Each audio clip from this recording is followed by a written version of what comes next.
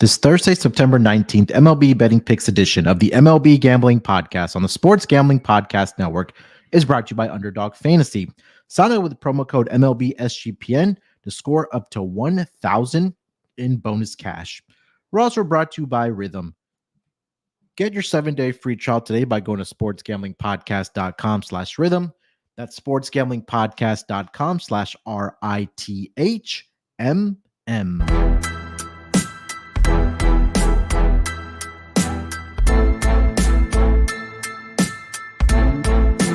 Welcome, everyone, to the MLB Gambling Podcast, part of the Sports Gambling Podcast Network. It is Wednesday, September the 18th, here to get into the MLB betting picks for the Thursday card. Riding solo for now, with Scott Reichel will be joining me here on this episode to go through the Thursday card here. I did have some afternoon action in the MLB here. I think there was 3 games on the schedule. I know we just have a couple going on right now. Just to quickly recap those games here, we do have the Diamondbacks, who are currently having do have a 9-2 lead, I should say, over the Colorado Rockies. That's in the top of the 9th, and then we have a 1-0 score between the White Sox and the LA Angels. Did have a final earlier from Wrigley Field. The A's do get the victory there, 5-3 against the Chicago Cubs. So Wednesday, Thursday usually entails those day baseball games. So definitely looking forward to the Thursday cards. Appreciate everybody in the chat, the usual suspects. Gio joining us. We got Christopher in there as well. Nathan in there as well. So appreciate you guys getting in to the chat here to go along the games here for Thursday. Not much going on around the league, I should say. I know we mentioned this, throughout the week. We're kind of just inching towards playoff baseball, which we're about less than 2 weeks away, or about 2 weeks away. There's about 11 to 12 games left for each team here for the regular season, I should say. And I would say most of the division races are just about decided.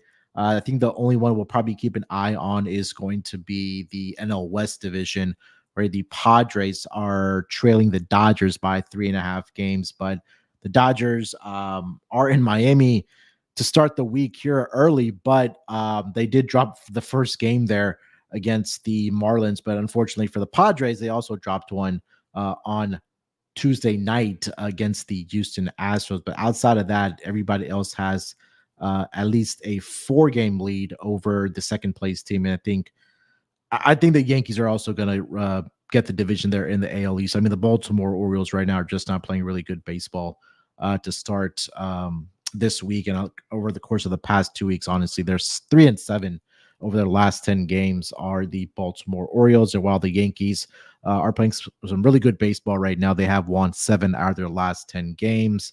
And then the Royals hold a 5-game lead right now before the Thursday games do kick off. The Wednesday games do kick off with a 5-game lead over the Royals, a 6.5-game lead over the Minnesota Twins. And before I do get into the games here, we'll take a quick glance at the wild card standings as well. So Baltimore right now has a 4-game lead in that top spot in the American League East. The Royals are holding on to a 1.5-game lead over the Twins for that second spot, and the Twins hold that third spot right now, who are ahead of the Tigers, who are now just, don't look now, guys, 1.5 games back of the Minnesota Twins for that third and final wild card spot. And then for the National League, it's going to be a race between the Mets, the Diamondbacks, and the Braves. Which of those 2 or those 3 teams are going to get in? Because after that, the Cubs are now 6.5 games out, Cardinals 7 games out. So that's pretty much wrapped up. So we'll be keeping our eyes glued to the New York Mets and the Diamondbacks and also the Atlanta Braves to find out who's going to get those 2 spots in the National League there. So definitely looking forward to the races down the stretch here. Before I do get into the Thursday card here, let me tell everyone the war against corporate gambling is heating up, and SGPN needs you to do your part. If you can take a couple seconds to rate and review our show, the MLB Gambling Podcast, that would mean a whole heck of a lot for us. Most importantly, tell a friend if you have already rated and reviewed the show, whether it's on Apple, whether it's on Spotify, because word of mouth That's really the heartbeat of SGPN. All right, let me get into the card here for the Thursday schedule. And again, Thursday usually does mean we have early baseball happening. Let me get over to the schedule, and then I'll kind of go through the lines here as well, of course, for the games there. So let's start it off here on Thursday. The first game on the schedule is going to be a 1:05 Eastern start time between the San Francisco Giants and the Baltimore Orioles. Logan Webb slated to start this game for the San Francisco Giants. It'll be Zach Eflin for the Baltimore Orioles. Currently, as it stands, the Orioles are a minus 135 home favorite here, plus 114 on the money line for the San Francisco Giants. Total is set at 7.5 in this game here. And we'll start it here with Logan Webb. I've mentioned this a lot on the podcast that Logan Webb's been a guy that I usually want to back when he's pitching in the Bay Area at home in San Francisco. And we kind of take a look at his home and road splits for this season at least. That story kind of holds true. He's 7-5 on the season at home in San Francisco with a 2.83 ERA. On the road, he's made 16 starts. He has a 5-5 record with a 4.30 ERA. And you take a look at least over his last couple games here, or at least over his last 5 games for for Logan Webb. He's given up the runs. He's given up at least 3 earned runs in 4 straight starts. You go back to the start against Miami. In 6 innings, he allowed 6 earned runs to that team. He gave up 4 earned runs in Milwaukee back on August 27th. His last 2 starts, coincidentally, were both against the San Diego Padres. One resulted in a win for the Giants, and one was a loss. But in both of those games, he did allow 3 earned runs to the San Diego Padres there. Meanwhile, on the other side, for the Orioles, like I mentioned, they have been struggling. They've lost 7 out of their last 10 games. Is going to be Zach Eflin on the season overall. Pretty good season, 10-9, the 3.55 ERA. He's been absolutely fantastic over his last 5 starts.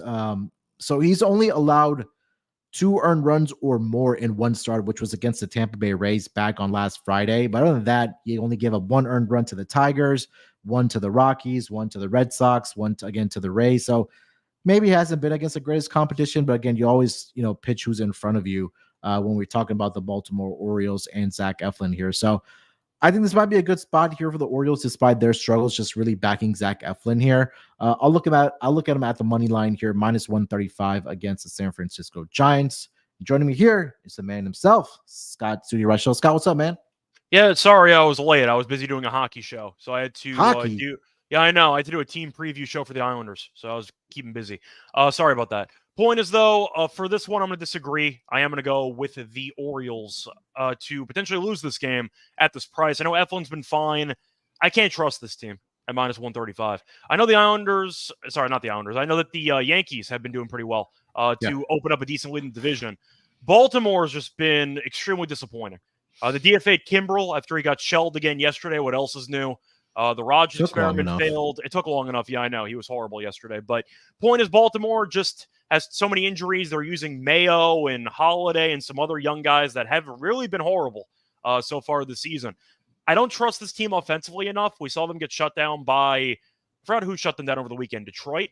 I think they had a no-hitter for about 8 2/3, and they barely scored runs in that entire series. So I don't trust the Orioles offensively. I know Webb's better at home than on the road, but he's still a solid pitcher. I like the under in this game. I don't trust Baltimore to actually hit.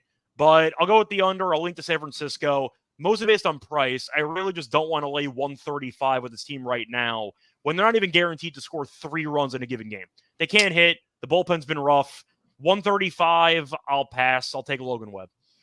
Yeah, I mean, you make a great counter argument there because the offense is the part that's really, really struggling right now for the Orioles, especially with the talent that they do have in that batting lineup for the Baltimore Orioles there. I think if I am going to back them, it probably would be in the first 5 innings, just not trusting the bullpen for the Orioles.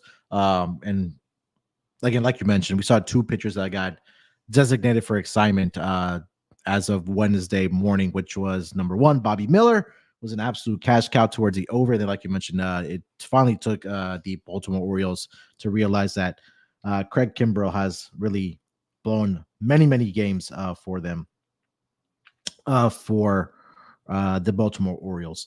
Let's move it along here, Scott, to the next game on the schedule. We'll go over to another afternoon start. between the Atlanta Braves and the Cincinnati Reds. This will be a 1:10 Eastern start. We got Chris Sale on the mound here for the Atlanta Braves, and it'll be Julian Aguilar for the Cincinnati Reds. The Braves are a -205 road favorite here, plus 170 on the money line for the Cincinnati Reds. Total is set at 8 in this game. What do you got for Braves and Reds? I think I'll just go Braves first 5 minus half a run. I got nothing else. This team stinks. I mentioned a couple months ago this team I thought might have a shot to miss the playoffs, and damn, they are collapsing. Go for the Mets, though. Mets have recently opened up a decent lead over them, but the Braves can't hit.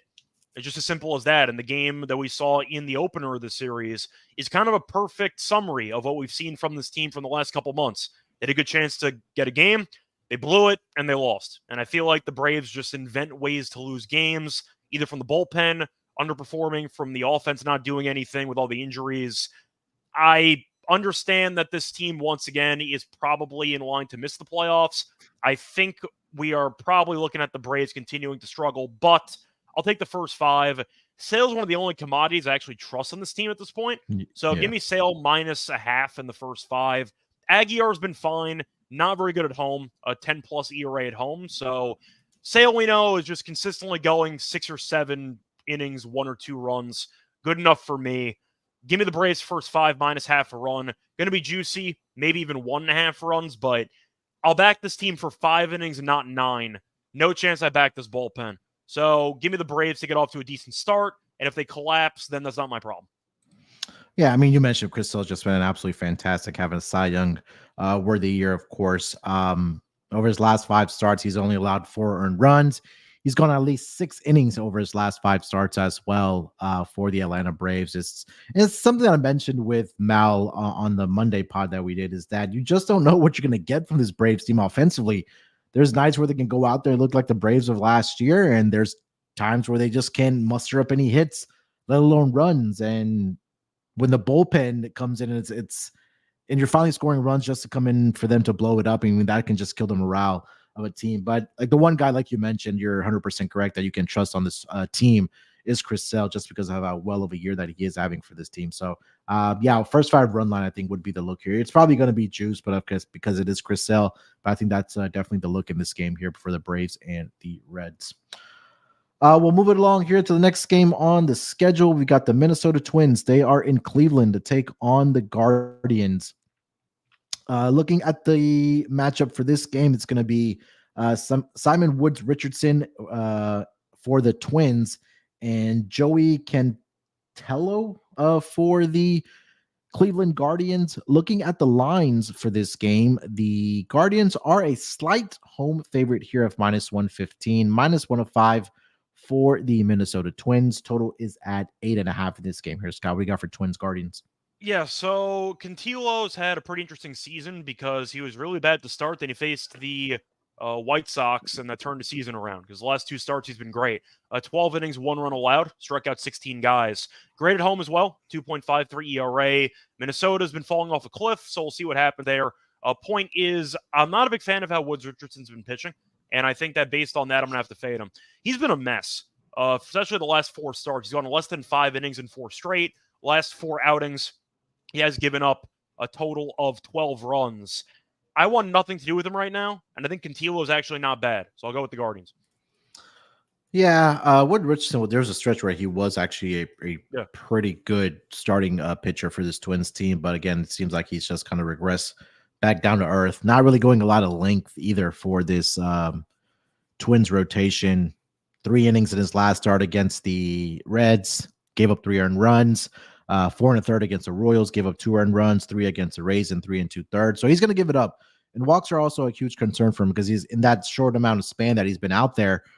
In 3 of the last 4 games, he's issued 3 walks in 3 of those 4 games there. So control and command seems to be an issue for him at this juncture of the season. And again, we talked about it at the top of the episode here that, again, not the Central Division, but obviously for the wild card, that this is going to be a big series for both these teams, especially for the Guardians there. So, and again, with the Tigers and Royals going at it, I mean, don't look now because the Tigers, I think I said they're only 2.5 games back in that for a wild card spot in the American League. So these are two series that we're definitely be keeping an eye on for sure.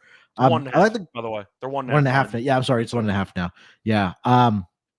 So I do like the Guardians here at home. Again, it's just I don't trust Woods Richardson right now, especially in recent form. Like I mentioned, earlier, maybe like a month ago or so, it was going along well for this team, but right now I just don't trust him.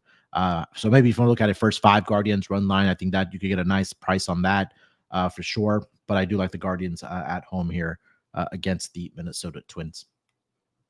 All right, before we continue the conversation here for the Thursday card on the Diamond, let me remind everyone about our friends over at Underdog Fantasy. Underdog Fantasy Pick'em, I should say, is always adding to their awesome menu. They now have first touchdown projections on there as well. And there are a ton of ways to win with NFL, college football, MLB, MMA, and more. Their lobby is jam-packed with profit boost and no sweat entries. And you can now use specials and boost on all flex entries. Sign up with promo code MLB SGPN to claim your special pick and first-time deposit offer up to $1,000 in bonus cash. That's UnderdogFantasy.com. Make sure you use that promo code MLB SGPN. All right, Scott, let's keep it rolling here. Let's get to the next game on the schedule here. We'll go over to another afternoon start here. Late afternoon, I should say. The New York Yankees, they are going to be taking on Seattle in this game on Thursday. Looking at the starting pitchers for this game, I am seeing Clark Schmidt's going to get the start here for the New York Yankees, and it's going to be Logan Gilbert for the Seattle Mariners. Yankees are a very, very slight road favorite here. It's minus 112 currently over on DraftKings, minus 108 on the Seattle Mariners money line. Total is set at 7.5 in this game. We did see the Yankees, at least on Tuesday night, have a fantastic offensive outing, I should say, led by Juan Soto, who got 40 home runs for the first time in his career.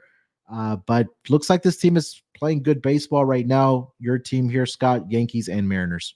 Yeah, I think I'm going to go with the Yankees. Seattle has really nothing to play for at this point. I think we'd agree that despite being in theory in the playoff race, because they're not eliminated yet, they're not going to get anything. Like, this team's not good enough. Yankees have been playing good baseball. Baltimore's falling apart, so they're building a decent lead there in the AL East. Still fighting, though, for best record, so we'll see what happens there. But the Yankees, I think, are the better team. Obviously, Gilbert has not been great lately. He has given up at least 4 runs in 2 of his last 3 starts. And I do think that with his record being 7-11, despite having a 3.24 ERA and a .89 whip, they don't score runs for him, simply put. So I think the Yankees can get to him. I think that the Mariners once again struggled to hit. Schmidt's been fine since coming off the IL. Give me the Yankees. They just have more offensive firepower. Judge has been good lately. Soto's been good lately. And it just feels like stuff is kind of clicking again for this team. I'll go with the Yankees. Price feels cheap. I get that Seattle's better at home, but they can't hit. So just give me the Yankees to get the job done at a cheap price. Yeah, Logan Gilbert has struggled in his career against the New York Yankees. 5 appearances, 1-2 with a 7.18 ERA. Did face them earlier this season, back on May 20th, where he went. This was in Yankee Stadium. If my computer wants to cooperate here. 6 innings, 8 hits, 3 earned runs. But his prior 3 starts, this goes back to last season and the season prior in 2022, allowed 6 earned runs, 7 earned runs, 5 earned runs, and like I mentioned, 3 earned runs in the start this season. And you mentioned, right, he's not getting the run support. And I think that with a team that obviously can't hit the baseball, that's kind of been the theme for this Seattle Mariners team. You're not going to win very many ball games. And I think that for the Yankees right now, just in really good form, I think the one pitcher that I can definitely trust in this rotation for the Yankees has been Clark Schmidt. And you take a look at Logan Gilbert's numbers at home this season. The Mariners are 7-7 straight up, but they're 12-2 towards the under in his home starts this season. So maybe a Mariners team total under, I think, would be a good look here as well, whether you want to go first 5 or full game. But I do agree with Scott about what he mentioned about the Yankees money line here. So I would look at them here on the money line against the Mariners and Logan Gilbert. Let's move it along here. So the next game on the schedule will go to a 4:40 Eastern start time. The LA Dodgers, they are in Miami to take on the Marlins. Jack Flaherty getting the start here for the Dodgers, and it'll be Edward Cabrera for the Miami Marlins. Looking at the lines for this game, I am seeing that the Dodgers are a minus 192 road favorite here, plus 160 on the money line for the Marlins. Total is set at 8 in this game here, Scott. Yeah, so Cabrera's actually been good lately. He has given up no earned runs in his last 2 starts, so he has been pretty solid. I do think, though, the Dodgers' offense has really been clicking. They did lose the game because Bobby Miller's terrible, but they were able to score 9 runs for the 3rd straight game. So the Dodgers' offense has gotten going. Ohtani homered again yesterday. But I think Cabrera can get into some trouble here. Dodgers, once again, been hitting well. We know Flaherty's been solid since joining the Dodgers. I think I'll go Dodgers minus 1.5 here. Not going to try to reinvent the wheel, but I do think the Dodgers are obviously the better team. They're approaching 90 wins. They're one short of that, but they haven't clinched the division yet, so they still have to actually, I'd say, remain focused. They are ahead by 3.5 over San Diego, so still a potential choke job. They should be fine, but we'll see if they can close it out. But every game does help, so I think Dodgers come out focused. Then they'll be a bit annoyed after dropping the first game of the series, but they've been good offensively, and I do think the Marlins bullpen is still atrocious. So I'll go with the Dodgers minus 1.5.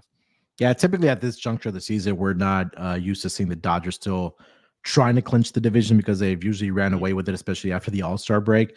But Edward Cabrera did have a start earlier this season, back on May 7th against his Dodgers team in Dodger Stadium. He only lasted 2 innings in that game, allowed 4 earned runs, along with 4 walks that he issued in a hit batsman in that game for Edward Cabrera.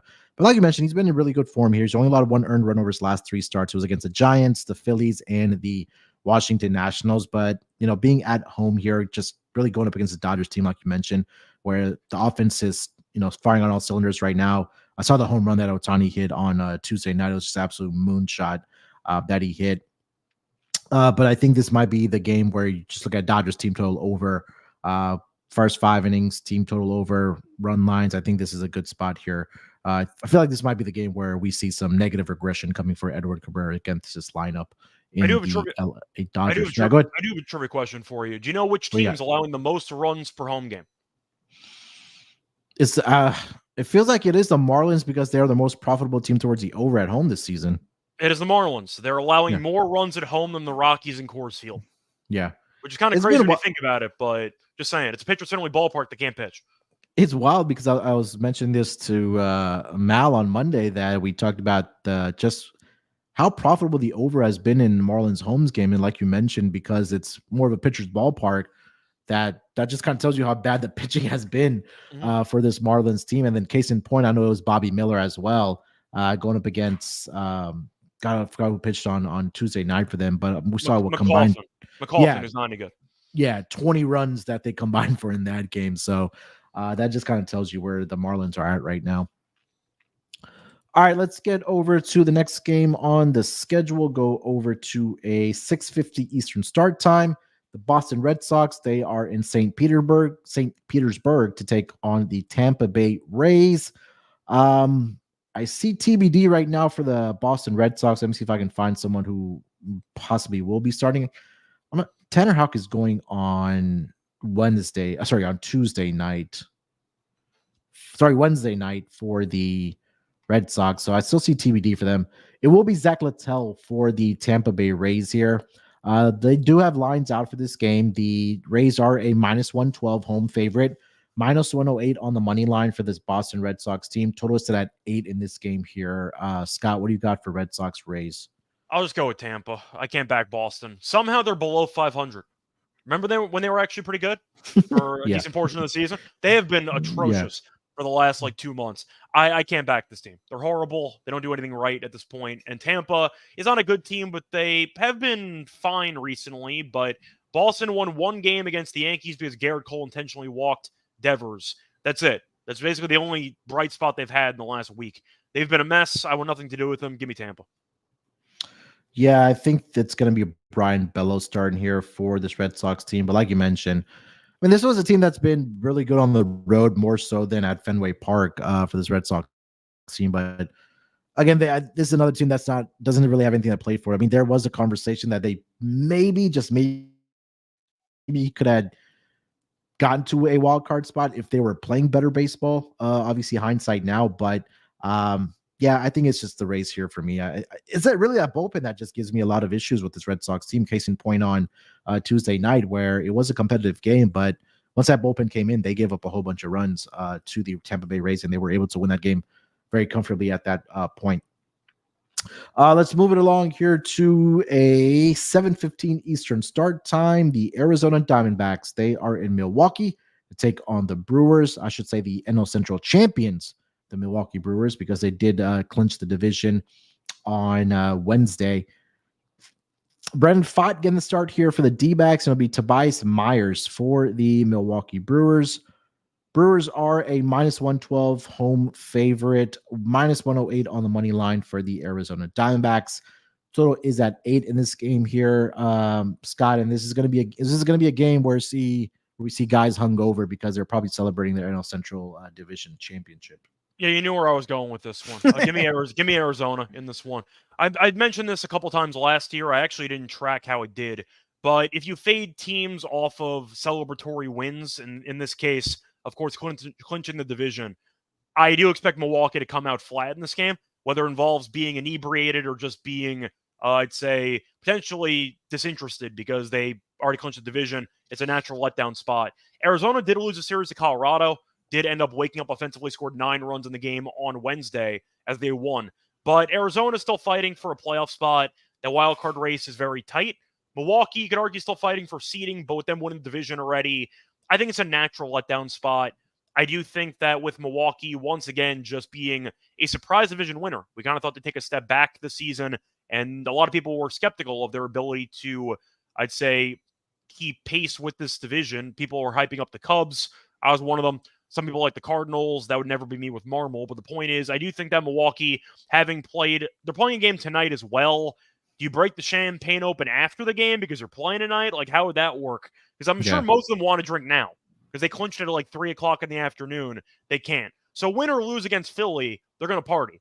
So with that being the case, I do kind of like the fact Milwaukee has a game tonight. Then they can party after. Then they play against Arizona, who's still motivated. Plus, they already won. So they're going to leave early from Colorado to get into Milwaukee. So I like the spot. I think that Arizona's in a decent spot here. I know that Fod has been kind of shaky recently, and I'm being modest. He's been horrible. And Milwaukee killed them last start. 1 2/3 innings, 8 earned runs. Maybe a team total over instead for Arizona because I don't want to do anything with Fod. So give me Arizona team total over. I like Myers, but it really is just such a natural letdown spot. But Fod has been atrocious. So I'll go with Arizona team total over. I think the question becomes for the Brewers, like tonight, or on Wednesday night, I should say, they're playing the Phillies. And they already know they've clinched the division. Like, do you celebrate even if they lose the game? I mean, yeah, they are going to celebrate either way, right? They're not going to celebrate before, so they're kind of delaying the champagne. Do they use champagne in the locker rooms for divisions? They might.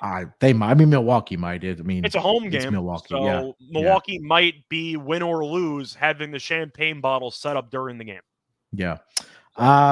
It's just the part that does make me nervous. What you mentioned, that Brendan Pfaadt's last start was against his Brewers team, and he got absolutely lit up in that game. Just lasted inning and 2/3, 8 earned runs, 3 walks he issued in that game. But even prior to that, he gave up 4 to the Astros, 3 against the Dodgers, 6 against the Mets, 4 against the Marlins.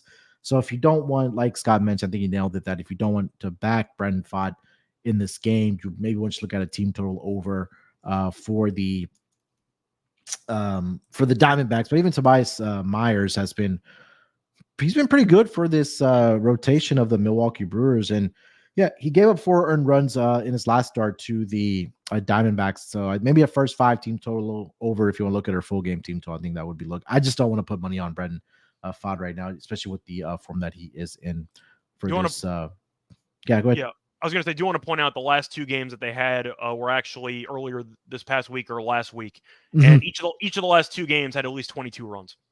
Yeah, it was I think it was over the weekend where they were just absolutely hitting the cover off of the baseball. So it could carry over into this series here as well. Maybe more so for the Diamondback side. Let's get over to the next game on the schedule. We'll go over to a pretty big series here, at least for the Mets. The Philadelphia Phillies, they are traveling to Citi Field to take on the New York Mets. Taijuan Walker getting the start here for the Phillies, and it'll be Luis Severino for the New York Mets. Looking at the lines for this game, I'm currently seeing the Mets are a -142 home favorite, plus 120 on the money line for the Philadelphia Phillies. Total is at 8 in this game here, Scott. So I don't know how long Walker's going to pitch because he pitched on Saturday against the Mets, coincidentally. 3 innings out of the bullpen, no runs. So he actually pitched decently against this team. We know, though, as a starter, he is awful. So I am wondering what the game plan is because Walker's numbers on the road are terrible. His ERA is over 7 on the road, and I want nothing to do with him in general. I'm going to go with the Mets. They've been hot lately. Severino's been good, especially at home. I think that Philly is – I know that they're the better team based on talent, but I can't trust Walker.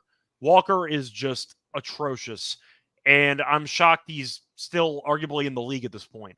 I'm making the jokes that Taijuan Walker should be pitching in Taiwan. So I'm not going to bother with backing him in this one. Give me the Mets. They've been in good form, and I do think that Severino can pitch well.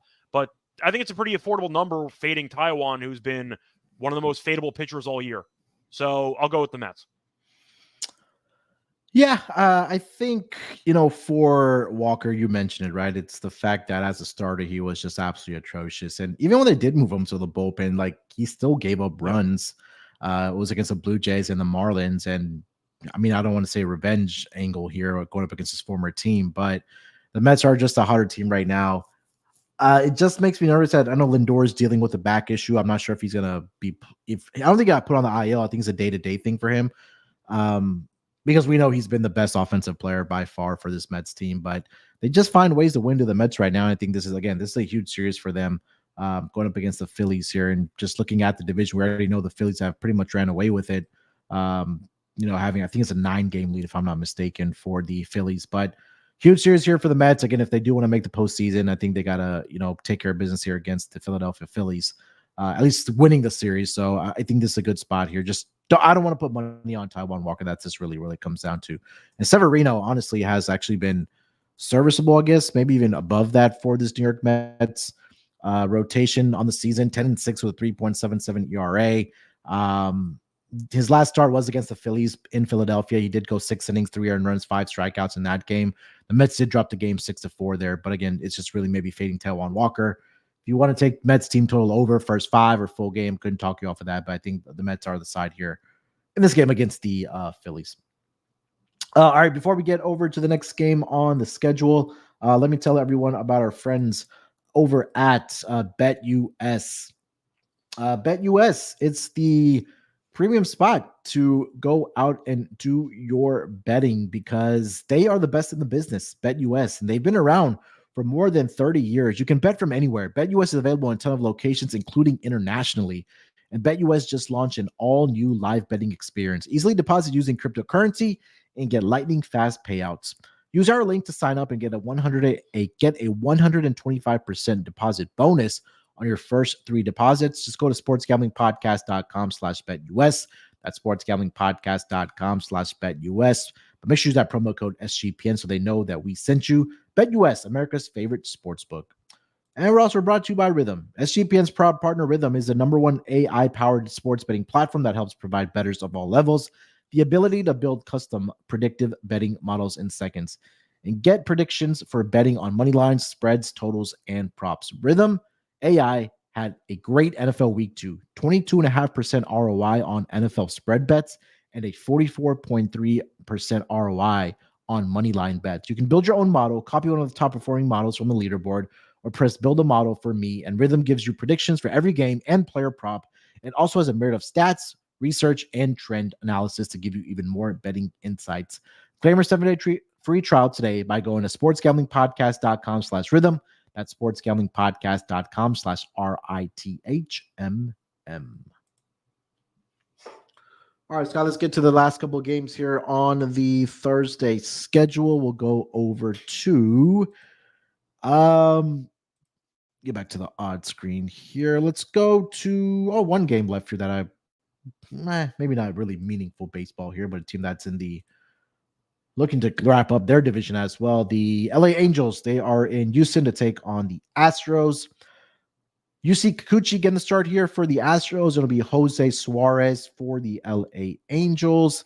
Astros are a -270 home favorite, plus 220 on the money line for the LA Angels. Total is at 8 in this game here, Scott. Any thoughts on Angels Astros? Yeah, I think I'll just go with the Astros -1.5. Not going to think it too much. over just based on the fact that the Angels we know have been terrible.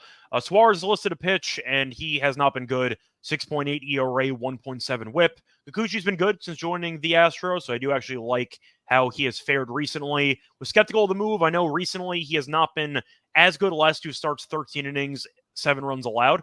But you're looking at his record with the Astros. Do you know how many games the Astros have actually lost that he's appeared in? Because he has made a total of 8 starts with the Astros. Do you know how many games the Astros have lost? It's either 1 or none. The answer is 0. They've won every game that he's appeared in, and I do think that matters to me, especially with Houston being the better team. The Angels right now are tied with the White Sox in the 9th inning. They might go to extras. You might burn some bullpen in that game as well. Give me the Astros minus 1.5. I just think that the Angels we know are terrible. They're in a war of a series with the White Sox. Probably not a good sign. But Kikuchi's been good with this team. Though the Astros, you said before, are basically going to clinch the division anyway, with the Yankees' help, because the Yankees keep beating Seattle. So I think that Houston gets the job done, and I think they win this game comfortably. Yeah. I mean, you mentioned with Kikuchi, I was very, very skeptical of the move as well, just because of his history with, the Blue Jays and how he gives up a lot of home runs. And there's always one inning where he does get into trouble, gives up runs, whether sometimes it's usually that first inning and then he does settle in. At least that's what I've seen for when he's made the starts with the Astros. But again, this is a team that's obviously motivated right now. They probably want to wrap up the division as well. And they have their guys back in the lineup, right? We saw Kyle Tucker return for this team.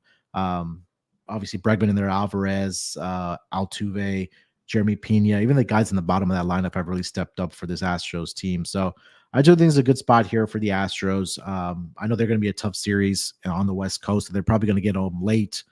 Going up against the Padres with Framber Valdez and Dylan Cease going on Wednesday night, which is going to be a really good pitching matchup. But it's just really you just want to fade the Angels right now. So I'll be on the Astros here as well. All right, so that is the last game on the schedule for Thursday. I know we missed, but didn't cover some of the other games. Blue Jays, Rangers, really no interest there. Pirates, Cardinals as well in there. And then the Nationals. It is Patrick Corbin Day, but he's been pitching pretty well, going up against Javier Assad. Did you have anything for any other games there, Scott?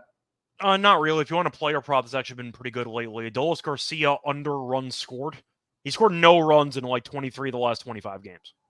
And it was like minus 130 today. So if you want a play that's done well historically, I know he had a run yesterday. It's because the Rangers scored 13 and he got on base 4 times. But he has not scored a run in 23 of 25. And it's minus 130 today with Francis pitching. So once again, if you want to go for a play that has been kind of flying under the radar, the runs scored prop unders on Garcia have actually been very good. All right. So let's get into our lock and dog for this Thursday schedule, and then we'll get into our home run picks. Scott, you want to lead us off? Sure. So for my lock on the show, a couple things I was tempted by. I just got to figure out which one I like the most. I like the Astros minus 1.5, but I am wondering if there's anything else I liked more. I thought about Cleveland, actually, but I think I am just going to go with the Astros minus 1.5. I think it's a good spot for them. We saw Houston salvage the middle game against San Diego in extras. We saw them sweep the Angels on the road, actually, last week, and they won every game by multiple runs. And Kikuchi's been good. Said before, the Astros have won every game that he's appeared in as a member of the Astros. So give me the Astros minus 1.5. Suarez is pitching for the Angels, 6+ ERA. It's in Houston. We know that this team's healthy again. This team is trying to win the division officially, even though they won it basically a month ago. Point is, I think Astros are going to get the job done. The Angels are awful, and I do think that Houston is in line to dominate. So give me Houston minus the 1.5 as my lock. Do you have the best price available there? Because I see like minus 130, but is there a better price? Let me see. I was trying to pull it up on FanDuel. They usually do a better job of having actually run lines available, but it's not. I found one right now. I found 125. Okay, so, we'll go with that. Yeah, I'll go with minus 125 on the Astros minus 1.5. For my dog, I'll ask you, should I play it safe or should I swing for the fences? At this juncture of the season, let's swing for the fences. Cool. I'm going to go with Cleveland minus 1.5 to get the job done here. I think it's a good price. You're looking at by the way, the safe option would have been potentially going with San Francisco. just based on the Orioles being in free fall. But Cantillo, I think's a bit mispriced here. I think that he should be a bigger favorite. Minnesota's been struggling. They might not make the playoffs. Detroit's been great recently, but we've seen Cleveland kind of regain composure of their season and the division. And with Cantillo being great his last 2 outings, I think that he's definitely in line for a good outing once again. But it's mostly fading Minnesota. Woods Richardson's been terrible for the last month or so. And I do think that based on the recent form of Minnesota, I really don't trust them at all. And I think that with that being the case, there's some value on the Guardians. Now, the problem is I see a lot of plus 1.5s. I'm looking for minus 1.5. So I'm hoping that they have a line there, but I don't see one. So I'm trying to see if any book actually has a run line. But it's going to be a nice price. It's minus 115 regular. So it should be a pretty decent price, probably like plus 70, 180 maybe. I think I was going to say, yeah, it should be north of like plus 160 at minimum. I'll go with that. So whatever the price is, I'll probably once again recap it when I recap my picks from on Twitter, I mean. But I'll go with the Guardians minus 1.5 at probably the plus 170, plus 180 range. All right. All right. For my lock for the Thursday card, I think it's just going to be the Dodgers on the run line, minus 1.5. It's probably going to be around minus 135, maybe minus 140.